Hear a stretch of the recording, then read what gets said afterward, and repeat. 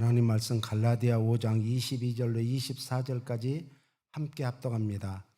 오직 성령의 열매는 사랑과 희락과 화평과 오래 참음과 자비와 양상과 충성과 온유와 절제니 이 같은 것을 금지할 법이 없느니라.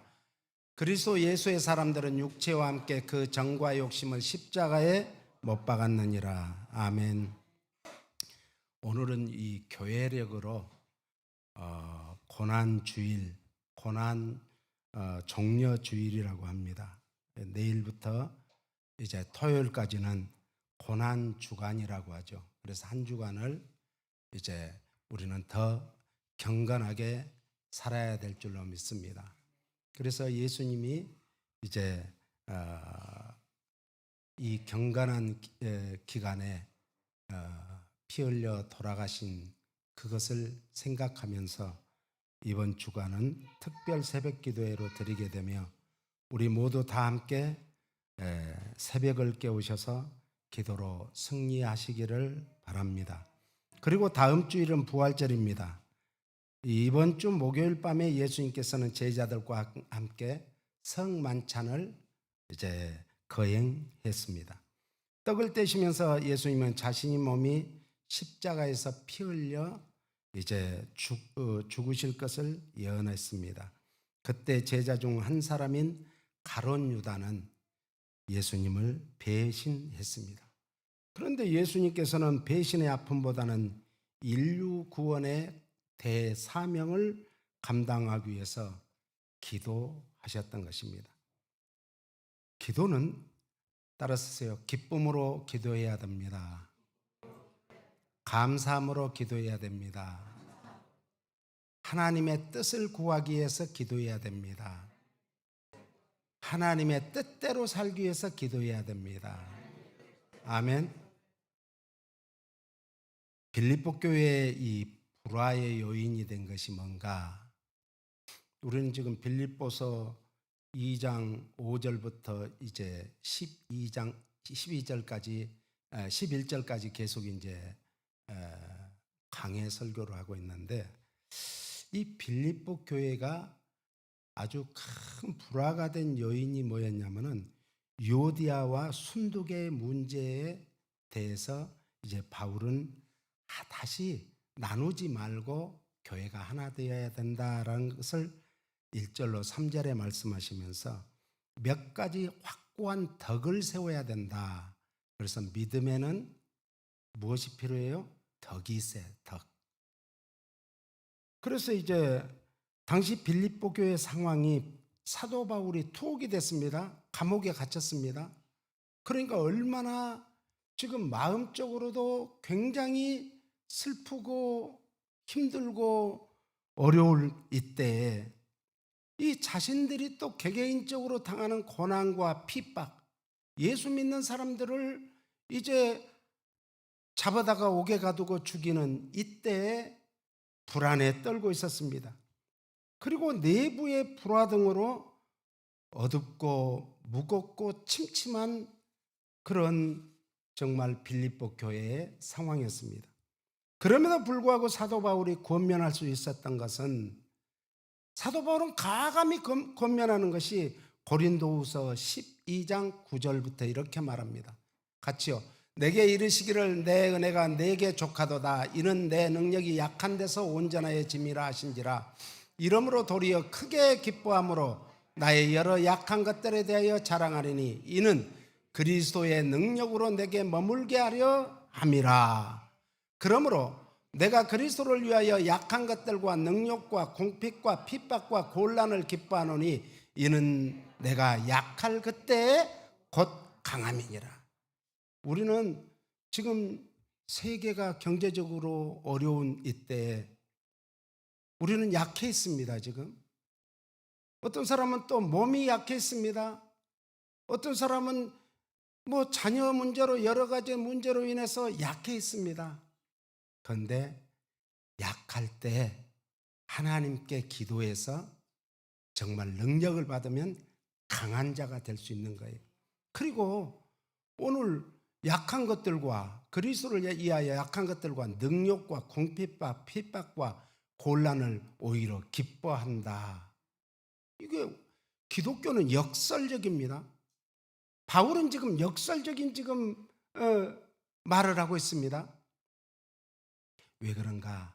내가 약할 때 기뻐할 수 있는 것은 내가 약할 그때 곧 성령께서 강함을 주셨기 때문이다 라고 고백을 합니다. 이 고백이 우리의 고백이 되시기를 예수님 이름으로 축원합니다. 그래서 바울의 간구와 기도에 대한 하나님의 응답과 바울이 하나님의 응답을 깨닫고 나니까 진심으로 기뻐하며 자신의 약함을 자랑하고 있는 그런 장면이죠. 우리는 약할 때 어떤 어려움을 당했을 때 Why me? 왜 하나님 저에게 이런 어려움을 주십니까? 라고 항변할 수가 있죠.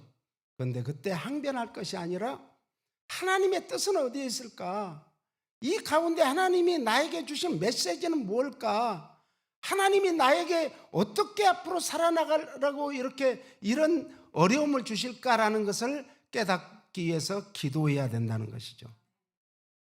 하나님은 우리의 기도에 가장 좋은 방법으로 응답해 주시고 최상의 때에 응답해 주시려고 더디 응답해 주실 때가 있습니다. 하나님의 은혜에 감사하지 못한 자에게는 하나님의 능력이 크게 임하지를 않아요. 그러니까 하나님의 능력에 하나님의 은혜에 감사하면 크게 하나님께서 역사하실 줄로 믿습니다. 인간은 자신의 연약함을 깊이 인식할수록 누구를 의지하게 됐는가? 하나님을 의지하게 돼 있어요. 우리가 하나님을 의지하는 것보다 더 큰 은혜와 축복은 없습니다. 그래서 그 결과로 인해서 더 큰 하나님의 능력을 우리에게 나타내게 하시려는 것이 하나님의 뜻임을 믿으시기 바랍니다. 오늘 우리에게 주어진 이것이 특권이요, 의무요, 인간이 당면한 문제들에 대한 해결책이 바로 기도에 있다는 것을 가르쳐주고 있습니다. 기도에는 반드시 뭐가 따라야 된다고요? 감사가 있어야 돼요. 기도의 동기가 선함을 입증하는 것이 감사 기도예요. 내 입에서 기도를 그렇게 하는데 감사가 안 나오면은 그건 선한 의도가 아니라는 거예요. 하나님이 그 양심을 꿰뚫어 보시기 때문에 내가 나의 소욕을 위해서 정욕을 위해서 구하지는 않는지 한번 뒤돌아봐야 됩니다. 그리고 감사는 하나님께서 더 큰 축복을 주시겠다는 약속입니다. 그러니까 감사만 하면은 모든 것이 응답받게 될 줄로 믿습니다. 또한 감사는 우리로 하여금 하나님의 뜻이 무엇보다도 소중하고 그 뜻에 대해서 최우선적으로 살아야 된다는 과제임을 깨닫게 해주시는 그 좋으신 하나님을 믿으시기 바랍니다. 그리고 알고 깨닫기를 바랍니다. 오늘 우리는 자신의 아픔과 상처를 끌어안고 고통 속에서 괴로워하고 신음하지는 않습니까? 아니면 주님께서 주신 사명을 위해서 내가 지금 이러고 있을 때가 아니다 훌훌 털어버리고 아픔과 상처로 인한 예수 그리스도께서 치유하심의 놀라운 은혜로 치유받고 내가 치유받은 대로 내가 은혜 받은 대로 다른 사람에게 그걸 나누시기를 원하십니까? 그렇다면 사명을 감당할 수 있는 힘과 능력을 달라고 기도해야 되지 않을까요? 디모데후서 1장 8절에는 그러므로 우리 주의 증거와 또는 주를 위하여 갇힌 자 된 나를 부끄러워 말고 오직 하나님의 능력을 좇아 복음과 함께 고난을 받으라. 오늘 우리가 예수 믿는 것이 한때는 부끄러워할 때가 있었어요. 우리나라도 초대교회에서는 부끄러워한 것도 있었지만 더 한 것은 핍박을 피해서 숨어서 신앙생활을 했어요. 저희 어려서도 교회 가면은 성경책을 감춰서 속에다 넣어가지고 옷 속에 넣었어. 왜? 이제 동네 형들이나 친구들이 놀려요.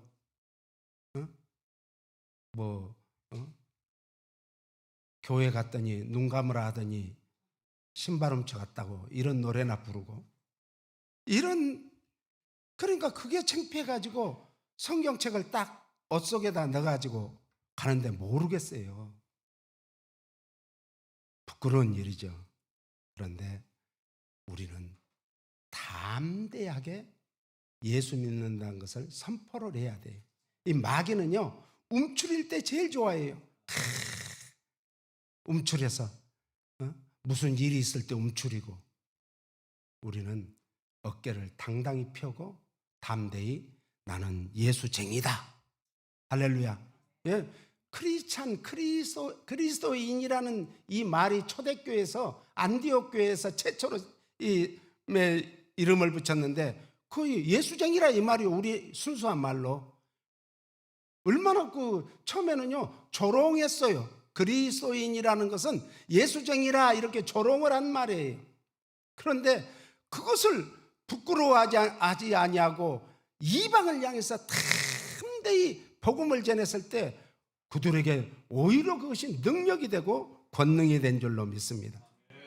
예수님께서는 그 배신의 아픔을 끌어안고 정말 어떻게 내가 저를 믿고 사랑했는데 나를 배신해, 그것에 얽매이지 않고 찬송하며 찬미하며 감람산으로 들어가셨다라고 성경은 말합니다. 감람산 아래에 있는 이제 겟세마네 동산에서 기도를 합니다. 그것이 마태복음 26장 36절 말씀입니다. 같이요. 이에 예수께서 제자들과 함께 겟세마네라 하는 곳에 이르러 제자들에게 이르시되 내가 저기 가서 기도할 동안에 너희는 여기 앉아 있으라 하시고, 그날 밤 이제 9명의 제자들을 겟세마네 동산 어귀에 놔두고 기도하라 하시고, 그리고 베드로와 이제 요한과 야고보를 데리고 좀 더 깊은 곳으로 들어가서 기도하셨습니다. 감람산이라는 것은 올리브를 짜는 곳으로 예수님은 자신의 진액을 탁 짜면서 정말 다가오는 십자가의 죽음을 준비하셨습니다. 그것이 37절로 38절 말씀입니다. 베드로와 세베대의 두 아들을 데리고 가실새 고민하고 슬퍼하사 이에 말씀하시되 내 마음이 심히 고민하여 죽게 되었으니 너희는 여기 머물러 나와 함께 깨어 있으라 하시고, 역사 속으로 오신 예수님, 인간적인 고뇌와 갈등을 다 느끼시고 체험하신 예수님, 우리의 불순종의 죄와 싸우시는 그 모습, 죄의 세력, 죽음의 세력, 사망의 세력과의 싸움에서 마침내 주님은 십자가를 지시기 전에 기도로 이미 승리하신 줄 믿으시기 바랍니다. 예수님께서는 인간의 가장 큰 죄인 원죄의 문제를 가지고 싸우셨습니다. 그리고 예수님을 믿는 성도들의 연약한 자범죄의 문제를 가지고 싸우셨습니다. 그래서 우리의 죄 때문에 죄 없으신 예수님께서 죄와 싸우되 피 흘리기까지 싸워서 땀방울이 핏방울이 되도록 기도하셨습니다. 그것이 39절부터 말씀입니다. 조금 나아가서 얼굴을 땅에 대시고 엎드려 기도하여 가라사대 내 아버지여 만일 할만하시거든 이 잔을 내게서 지나가게 하옵소서. 그러나 나의 원대로 마옵시고 아버지의 원대로 하옵소서 하시고, 제자들에게 오사 그 자는 것을 보시고 베드로에게 말씀하시되 너희가 나와 함께 1시 동안도 이렇게 깨어 있을 수 없더냐. 시험에 들지 않게 깨어 있어 기도하라. 마음에는 원이로되 육신이 약하도다 하시고, 다시 두 번째 나아가 기도하여 가라사대 내 아버지여 만일 내가 마시지 않고는 이 잔이 내게서 지나갈 수 없거든 아버지의 원대로 되기를 원하나이다 하시고, 다시 오사 보신즉 저희가 자니이는 저희 눈이 피곤함일러라. 또 저희를 두시고 나아가 세 번째 동일한 말씀으로 기도하신 후 이에 제자들에게 오사 이르시되 이제는 자고 쉬라. 보라 때가 껐으니 인자가 죄인의 손에 팔리우느니라. 일어나라 함께 가자. 보라 나를 파는 자가 가까이 왔느니라. 자신의 뜻이 아니라 아버지의 뜻이 이루어지길 기도했습니다. 인간의 가장 나약한 부분까지 내려가셨습니다. 우리는 모든 연약한 부분도, 우리의 모든 아픔도, 현재에 당한 고통과 고난도, 마음의 상처도 다 짊어지시고 오직 우리를 구원하시는 사명 때문에 마침내 십자가에서 뭘 했어요? 체휼하셨습니다. 그리고 다 이루었다 하시고 운명하셨습니다. 체휼이란 것은 다른 사람의 고난과 고통을 마음으로만 내가 느끼고 마음으로만 안타까워하고 마음으로만 애석해하는 것이 아니라 몸으로 함께 아파하며 고통을 나누는 것을 말합니다. 우리가 이 치유 사역을 하다 보면 때로는 그런 때가 있어요. 그분을 위해서 안수하고 기도를 하는데 그분의 머리가 아픈 사람은 머리가 그렇게 내 머리가 깨질 듯이 아파요. 하나님 왜 그렇습니까? 그러면 지금 이 사람이 머리가 너무 복잡해가지고 머리가 깨질 듯이 아파서 그렇다. 주여,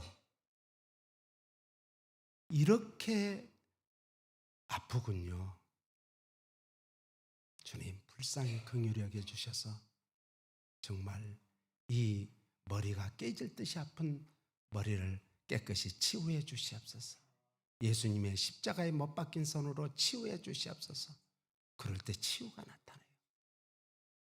치유도요, 기도해 주는 사람 마음대로 기도하는 게 아니라 그런 체유라는 몸으로 실제로 느끼는 이런 마음으로 치유하면 기도하는 사람은 반드시 기도를 받음으로 나음을 입는다는 그 믿음으로 받고 그러면 성령님이 역사해 주셔서 깨끗이 치유한 줄로 믿으시기 바랍니다. 저는 이번에 2023년 고난주일에 어떻게 하나님께서 우리 풍성한 교회에 말씀을 주시렵니까? 그런데 사무엘상 15장 22절로 23절 우리가 잘 아는 말씀이죠. 사무엘이 이르되 여호와께서 번제와 다른 제사를 그의 목소리를 청종하는 것을 좋아하심같이 좋아하시겠나이까? 순종이 제사보다 낫고 듣는 것이 수양의 기름보다 나으니. 제사는 오늘날 예배를 말해요.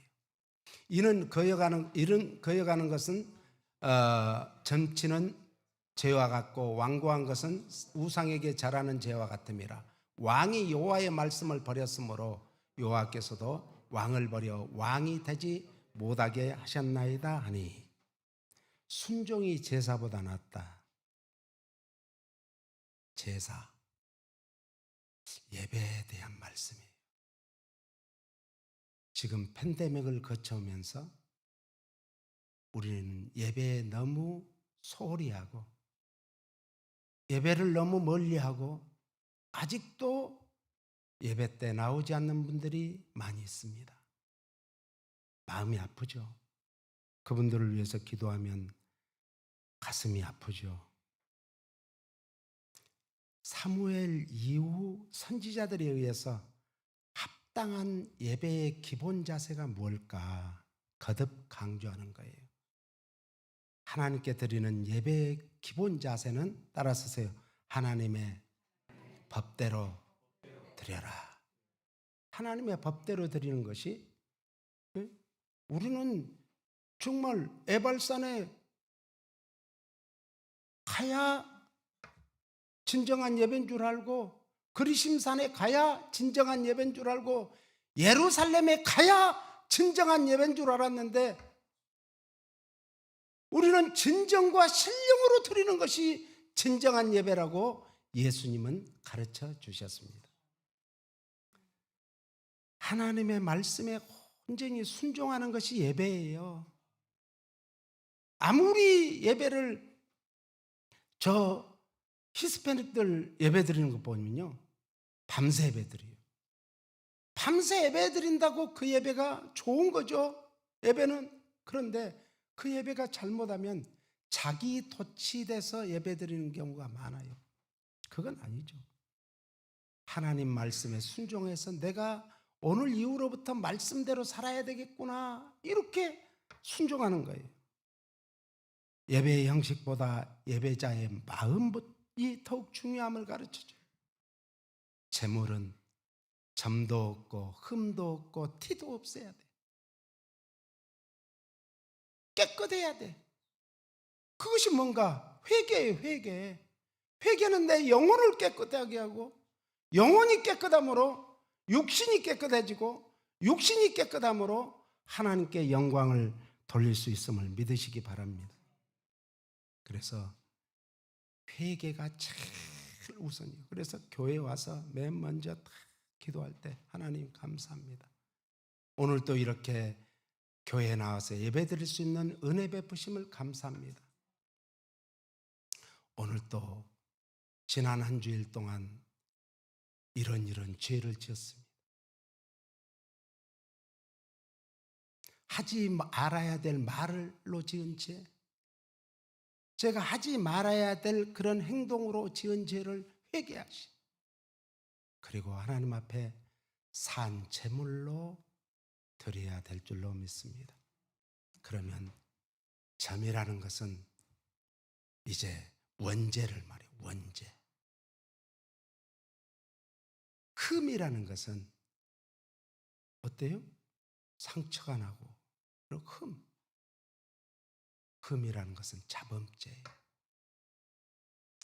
티라는 것은 자기의 허물을 말해요.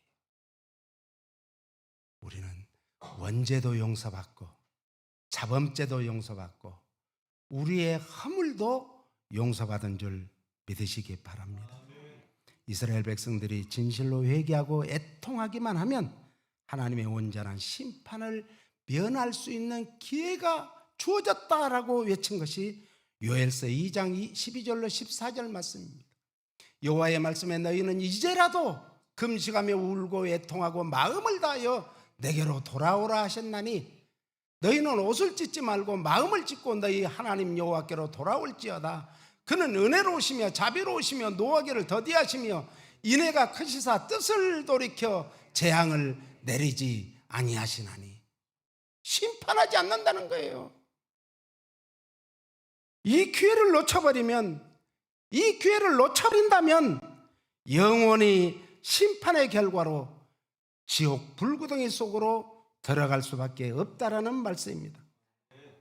오늘 우리는 어떻습니까? 예수님께서 십자가에서 피 흘려 죽으심으로 제사함을 받았고 영생 구원함을 받았음을 믿으십니까? 이 믿음이 최고의 복이에요.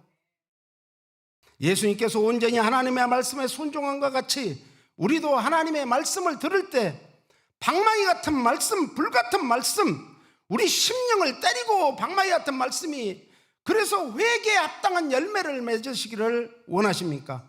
불 같은 하나님의 말씀이 우리 심령에 더러운 영적 찌꺼기들을 태워서 정말 순종의 열매를 맺기 원하십니까? 겸손한 마음으로 받아들이시겠습니까?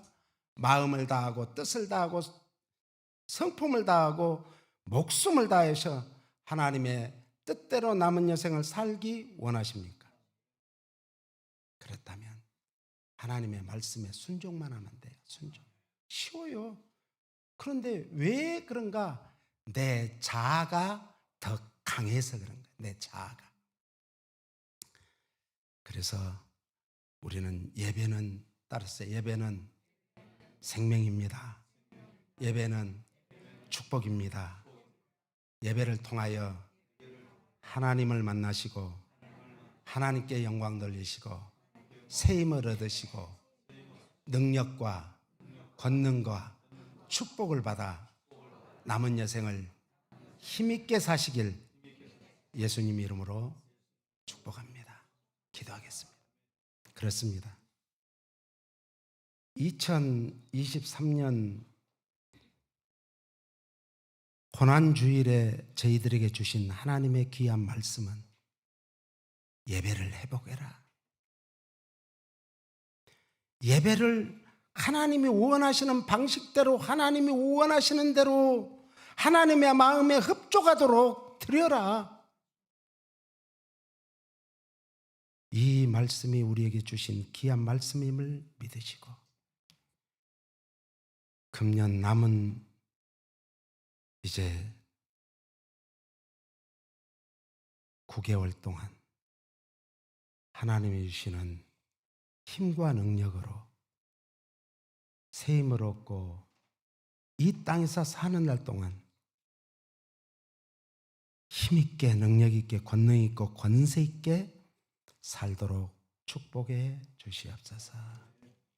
예수님 이름으로 기도합니다. 아멘.